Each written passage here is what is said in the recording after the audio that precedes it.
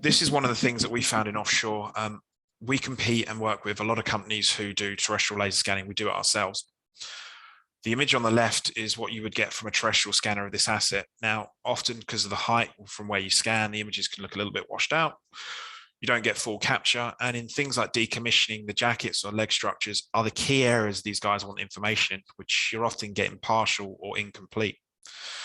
The image on the right is a mixture of laser scanning and photogrammetry. So we've retained the accuracy of the scans, but we've infilled all the little gaps using photogrammetry. That means bits like the back of the accommodation block here are now filled in, which there's a number of key vents, key pipelines on there. Bits like the lifeboat davits, we don't have all the information because we can't stand around, and we now do.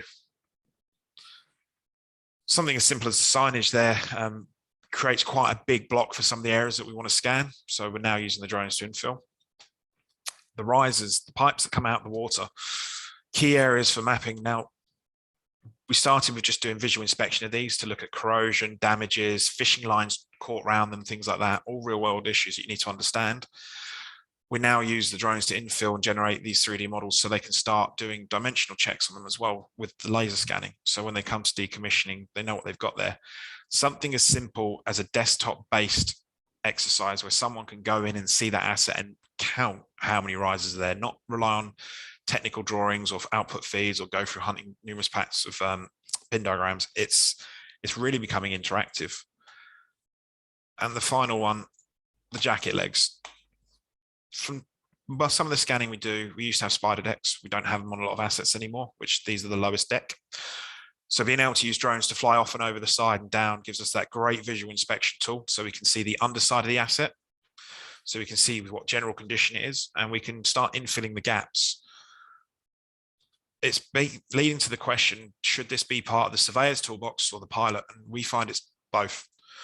Because what you're doing here is we're building up that dimensional survey picture, but in the process of taking hundreds, if not thousands of images of these assets, inspectors and people the like are going through it. I've had clients doing stock inventory, realizing they've got containers on assets that should be on another asset, or that they're looking at the general condition.